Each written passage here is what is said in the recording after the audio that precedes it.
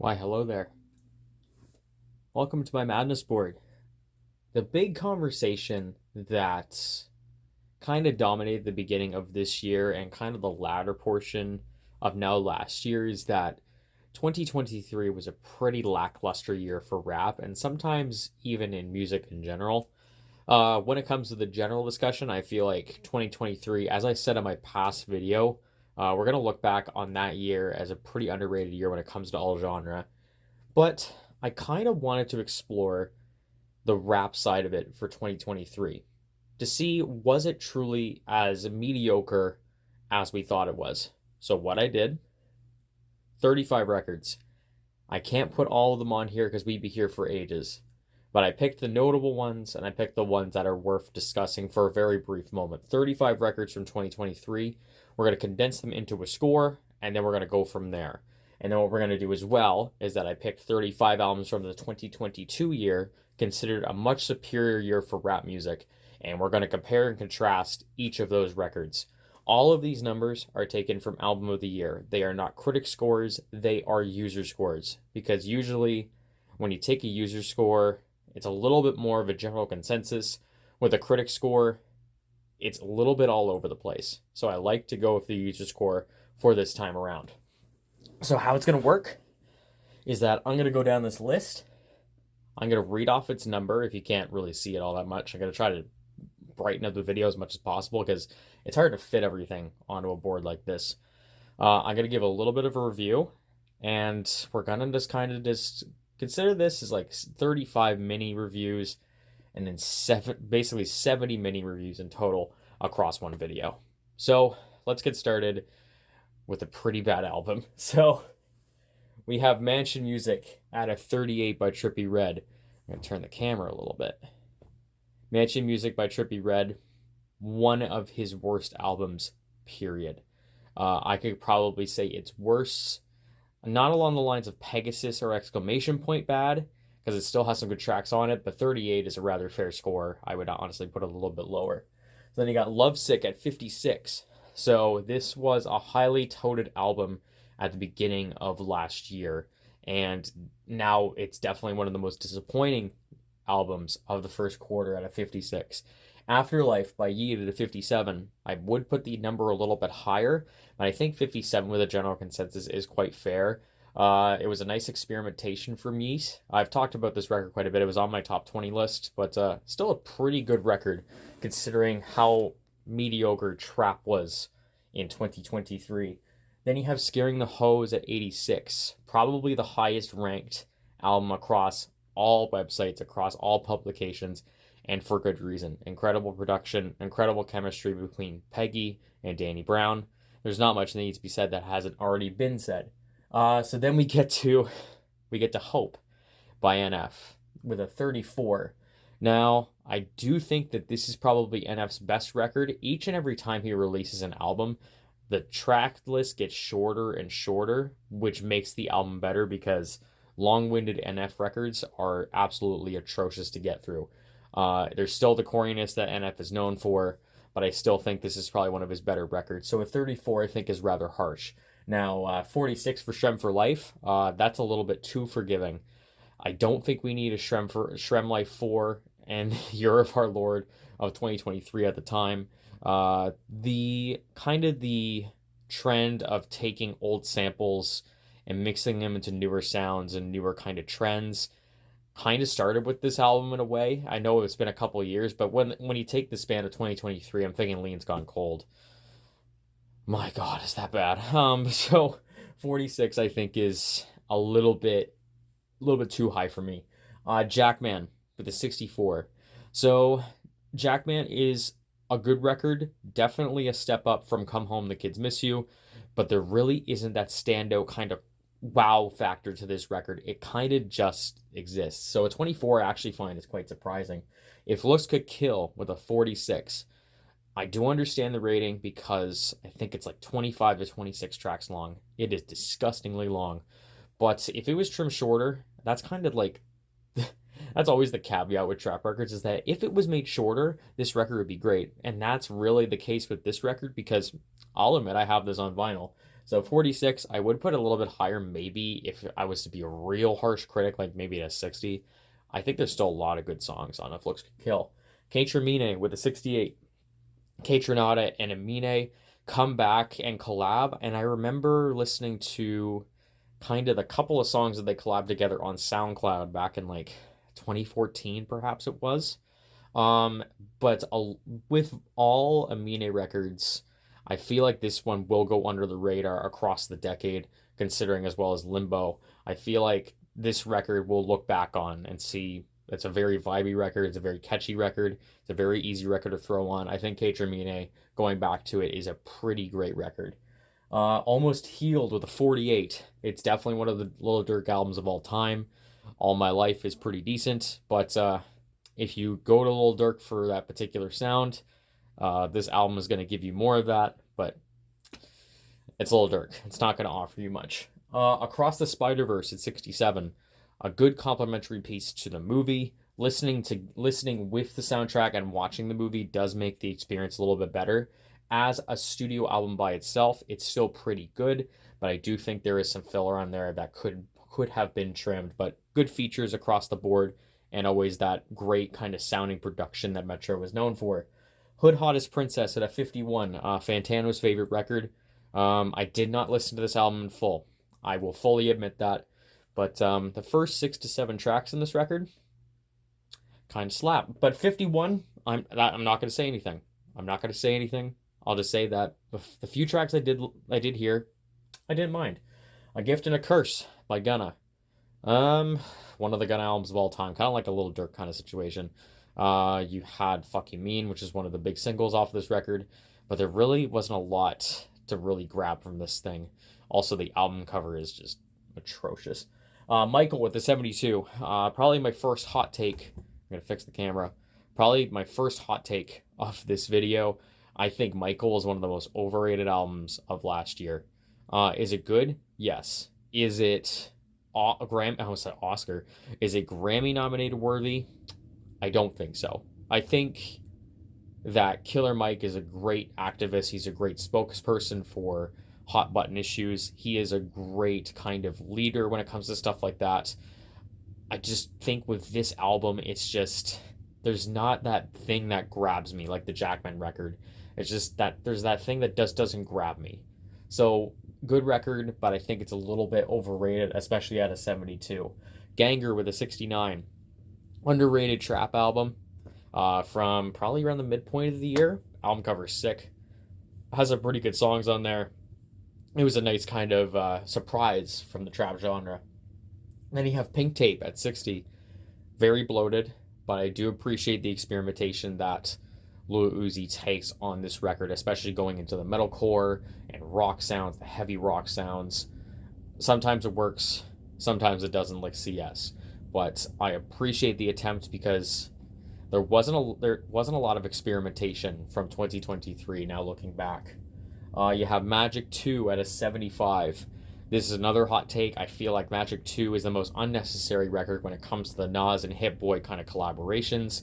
It's a good record, but I feel like, especially following up with Magic 3, which we'll get to shortly, I feel like the middle portion of Magic 2 is just completely unnecessary. If I'm going to be honest, I'd rather just take Magic 2 and 3 and just get a KD 4 out of it. That way it's a better closer to this collaboration. I think kind of these records back to back just kind of made it almost like a fatiguing kind of thing for myself. Utopia, the biggest record that probably dropped this year at a 79. Grand roller coaster ride.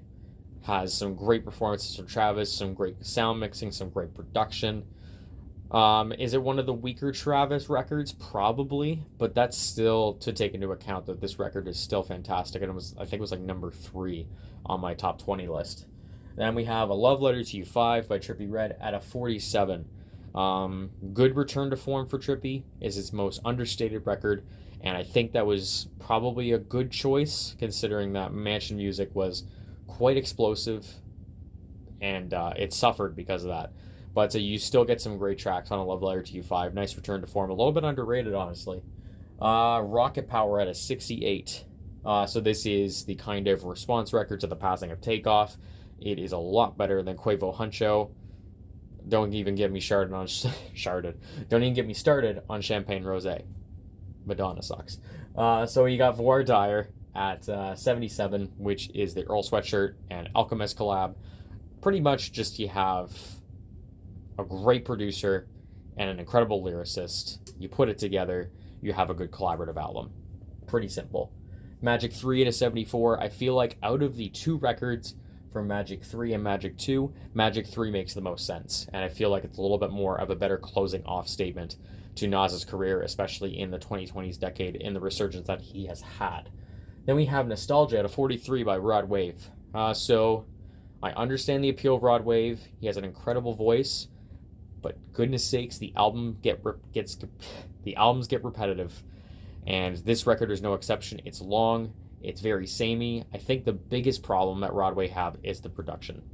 He sticks with the same thing every time, and it's good for like 4 to 5 tracks, but then it just goes down, down, down as you listen to the record. Then you get Scarlet by Doja Cat at a 58.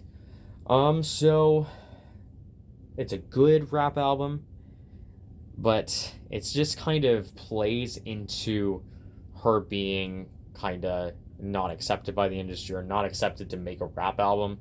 It kind of plays in that a little bit too much. You still get Agora Hills though. Amazing track. Then you get Tech with a 64. Nice return to form for Tekka. I did like a Love Letter to You Too Love Letter to You Too. We Love You Tekka too. I like that one. And I think Tech, it's kind of just keeping the ride along. The nice kind of sound that Tekka's known for. He's good at that, and he sticks in that lane. If you like that lane, you will like this album. Then you have For All the Dogs with a 50. Pretty highly anticipated record at the time. I feel like 50 is rather fair. And this is probably the first time with the Drake record that it has grown worse for me as I've listened. A lot of the times, Drake records grow on me. So For All the Dogs and Honestly Nevermind, those two records, I still can't get behind them. I think they are very underwhelming. They're very disappointing. They're very mediocre. It falls right down in the middle, and I think 50 is a good spot for it. I'm Canadian, and I cannot pronounce this without butchering it, so I am just going to say the Bad Bunny album at a 57. I always have trouble getting into a Bad Bunny record because of the same kind of problem. They are rather long, but I do appreciate what Bad Bunny does, is taking the reggaeton and Latin trap sound that can sound rather formulaic, especially nowadays, and putting a little bit more of an oomph and a little bit more spice to it. I do appreciate this record for that. This one's a little bit more minimalist, but you still get some pretty good trap bangers on here, especially Monaco. Incredible track. A Great Chaos at a 64. This is probably one of the better Opium projects that have come out in general ever since the Whole Lotta Red era kind of kicked this whole record label off. Ken Carson just makes fun music. He makes fun bangers, and I think A Great Chaos has a lot of those. I do like X better, however, which we will get to later. Then you get to Set It Off with a 66, the Offset record. I do feel like Father of Four is better. You still get some pretty good tracks, though, like Say My Grace. And then you Pray For Me at a 64 by Westside Gunn.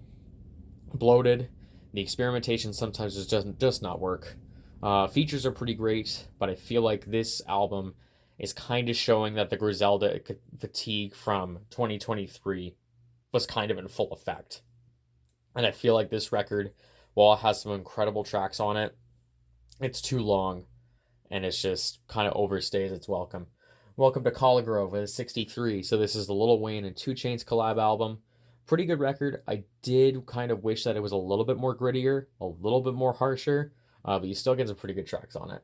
Quaranta with an 81. Danny Brown had an incredible year this year, especially when it comes to the user consensus. And Quaranta is much more understated. It's much more contemplative, introspective, and it's hard for me to get into at the moment, but I will return to the record. For right now, I think it's kind of more like kind of background music for me at the moment, but I need to give it time. I know I do. So Blockbuster at a 30. Now, I don't know why I didn't give Quaranta the time, but I gave Blockbuster the time. To put it lightly, Blockbuster is one of the worst records I've ever heard in this decade. I've ever heard. That's a stretch, but I think this decade's more fair. But then again, the Peanut record came out by Lil Dicky, and I feel like that may need a video on its own. I may listen to it just to put out a video, because that honestly may be one of the worst records of all time in conversation. And that's all I'm going to say about that record. Pink Friday with 2 with a 46. What I was talking about with Shrem for Life, or kind of the gimmick of old samples and old songs kind of being implemented into a newer sound. This album has a lot of that, especially with the song with Uzi. There's a bunch of these random samples that a lot of the times just don't work. This album is a mess. 46 is rather fair, honestly, a little bit too high up. And to fill it out a little bit, Glaucoma 2 with the 73. Glaucoma 2 is just a really good, really fun listening trap album. That's all I'm going to say. Great songs on it. So an average rating. So when you crunch all the numbers together, you get 2,164 out of 3,500. So that's kind of all the numbers put together amongst this list. And the average rating falls into a 62%. So if you want to have the conversation that 2023 was a pretty average year for rap, I would agree with that. But the best received would be Scaring the Hoes at an 86. And if you look at it some more, Danny actually took the second spot. If now that I'm looking at it, he had an 81. So 86 and 81. So Danny Brown definitely was the MVP of this year, of last year, when it comes to the critic scores. The worst received, I'm just going to put Busta on here, with a 30. So again, that record is absolutely terrible. But 62 when you look at 2023. So now we move on to 2022. So let's start all over again. And I'm going to turn so you can see a little bit better. There you go. So we start off with DS Forever with a 47. This is a little bit better of a Gunna album. I do like the production on this a little bit better than A Gift and a Curse. I do feel like 47 is rather low. From a bird's eye view, it is 61. Corday's probably... This album is so disappointing. And it really dumbed down the hype that Corday had, especially considering coming off The Lost Boy. It's really a big nothing of a record. I think 61 is too high. And then you have Sick by Earl Sweatshirt at 73. Definitely his most accessible album. I would say it's probably his weakest, but it's like the Travis record. I still would put it at probably like a 73 or an 8 out of 10. I still like the record quite a bit. Then you have Two Alive by Yeat at a 58. Afterlife is a ton better. Two Alive still has good songs on it, but it feels a lot more misguided than Afterlife is. Then you have God Don't Make Mistakes with an 81. So this year of 2022 definitely was one of the better years when it comes to Griselda records. And God Don't Make Mistakes is easily Conway's best album. No question. Great production, great introspection. Out of all of the artists on the Griselda label, I feel like Conway is the most personal, and I feel like with this album, that definitely exemplifies that. Tana Talk 4 with a 77, another great record. You have the amazing track of Cole. You have the amazing track of Stove God Cooks. Just a great back-to-back Griselda kind of time. And this streak continues, because then you have Melt My Eyes, See Your Future at an 84. If you give it time, if I give it time, I can see it passing Taboo. I like the soundscape that it creates. I like the experimentation that it does. The singing on this record is much improved. Taboo is still incredible, but Melt My Eyes, See Your Future is getting up there. 7220 by Lil Durk. That's another Durk album. It's really not my thing, if you can tell. But 55, good for Durk. I know this was a big record at the time. I feel like it was on the Billboard 200 for quite a long time. Then you have Bible by Fivio Foreign. So coming off the grid, there was quite a bit of anticipation with this record. Was it disappointing? Yes. Was it overhated? Absolutely. I think this record has some pretty good songs, particularly Slime Them with Lil Yachty. Great song. Then you have Ramona Park Broke My Heart with a 71. Kind of like Amine. I feel like the records that have kind of come out in this 2020 decade with Vince Staples, all of them are underrated, especially the self-titled. And Ramona Park has When Sparks Fly, which is probably my favorite Vince Staples songs, period. Just gotta fix this a little bit more so you can see me. And then you have It's Almost Dry by Pusha T at a 79. I kind of look at this record as My Name is My Name came out in 2013, and I feel like It's Almost Dry is another accessible record from Pusha T, but you still get the griminess of the older records like Daytona. So take the mainstream appeal of My Name is My Name, but you throw the grittiness of Daytona, you get It's Almost Dry. You have some amazing tracks on here. The production from Pharrell and Kanye West. Of course, it's going to be great. And then you have a severe drop off with Come Home, The Kids Miss You. Terrible record. Absolutely terrible. Um, I can't even find the words to describe it. It was just really bad. Then you have Mr. Morale and the Big Steppers with an 85. So I will say for myself that this kind of fell into the category that To Pimp a Butterfly did for me, where I didn't like it upon first listen, but a year and a half later, I think this record's fantastic, and I think the 85 is well justified. I really like the record. I like the introspection. I like that it's a much more personal look into Kendrick's life. I really appreciate that openness that this record has. It allows it to be incredibly vulnerable, and when those moments hit where the vulnerability really shows out, it becomes one of the most powerful listens across this whole decade.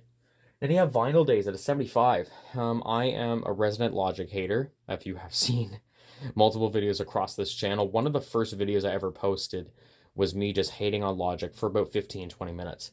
But this record, it's pretty good. There's still problems with it, like how half of the album is basically just interludes and basically getting a whole bunch of celebrities to say, whoa, like Logic, you're so cool. Like just put when you're putting the album out, like all this kind of stuff. It's just basically a circle jerk for Logic. I'm gonna stop talking because I will start to hate this record. Drill Music and Zion at a 78. This was quite surprising when I was looking at it. This record is incredible. Really reminds me, of course, of the album covers of Tetsuo and Youth. Drill Music and Zion is incredibly underrated, probably going to go down as one of the best of the decade. And Lupe is an incredible lyricist. I don't know how it's at a 78. Then X by Ken Carson at 40. I like this record better. I like more fun, how much more fun it is. The track from the tracks 1 to 8 is perfect, just trap music. It's so much fun. It's stupid fun, especially when you get gems, you get new. Please Don't Blow My High. Like, all these tracks are great. I think as I put a video up before that, is Rage Music overhated? And I think this is a prime example of it. So then we get back to 2000 by Joey Badass at a 75. This one is going to be another underrated listen in my opinion. I need to go back to it in my opinion for me, but there's some great songs on here. There's great features. Just overall, another good record from Joey Badass. It doesn't reach the heights of All American Badass or Before the Money, but it's still a good addition to Joey's catalog. Cheat Codes. So this is Danger Mouse, and this is Black Thought at an 84. Another album of the decade conversation. The production on this thing is ridiculous. Black Thought is one of the best lyricists of all time. The track with A$AP Rocky, it's so freaking good. I love this record. No Stylist at a 61. Destroy Lonely record. A lot of people prefer this record over If Looks Could Kill. I'm kind of the opposite. But again, I need to give this record more listens because I listened to a lot of If Looks Could Kill this year.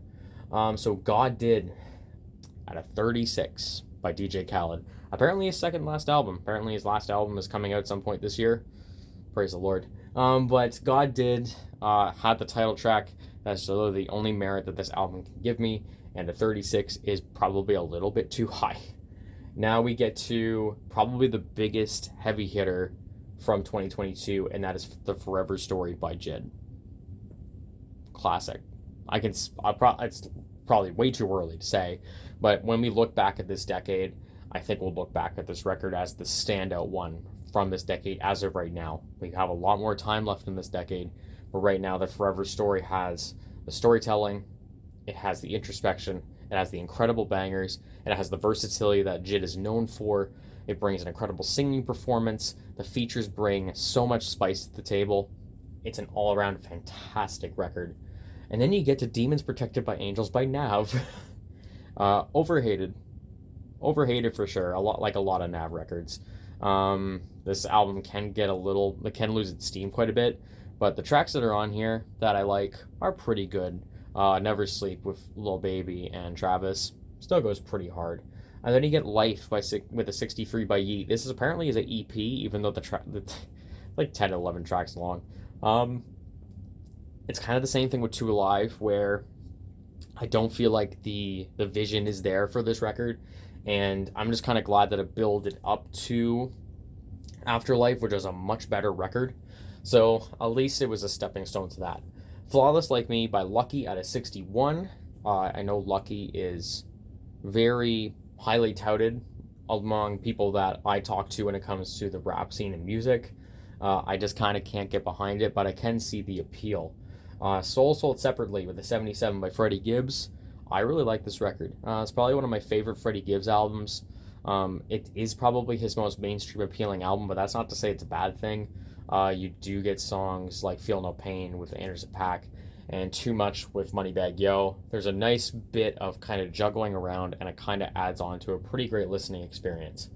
Sorry for What by Tory Lanez at a 53. The title song of this record is pretty great, but this album does kind of drag, and Alone at Prom is a lot better.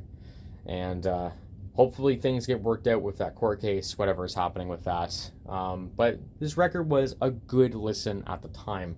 Only Built for Infinity Links of the 68. This is the Quavo and Takeoff collab album. It worked out a lot better than I thought it was going to, although it is a little bit long.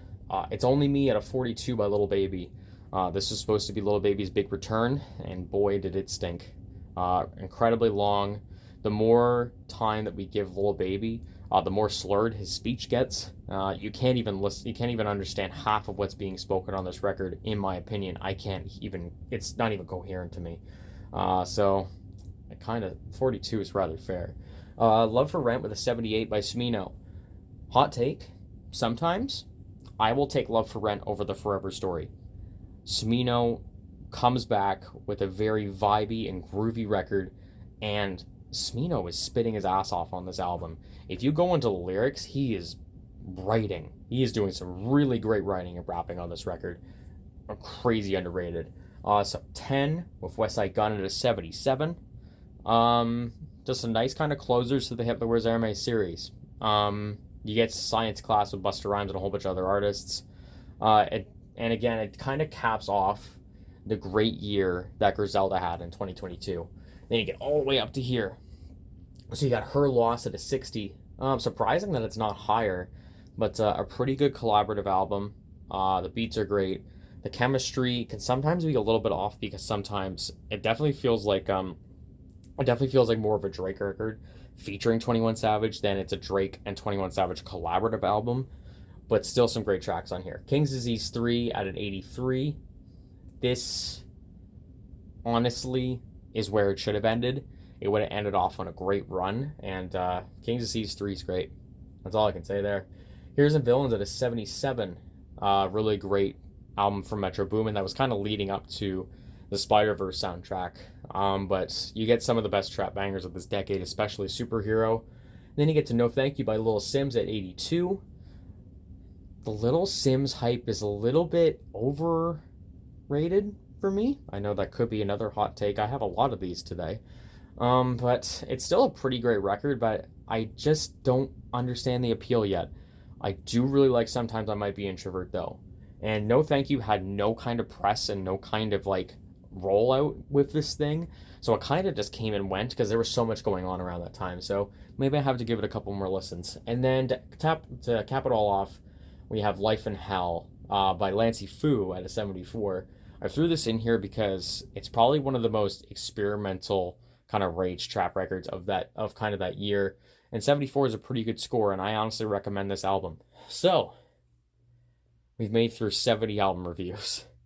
And if you want to get an idea of the average rating, 2,342 out of 3,500 for the code. And then it goes in the average rating of 67%. So, in a year that was a lot more highly touted, a lot more critically acclaimed, there is not a big difference. The best received is easily JID. with an 89. And that's probably one of the highest that I've seen scrolling through Album of the Year. And it's well deserved, obviously. And the worst received, I'm trying to think. I think it's a tie. Yes, it is. So it is a tie between Jack Harlow and Khaled. So God Did and Come Home the Kids Miss You both received ratings of a 36.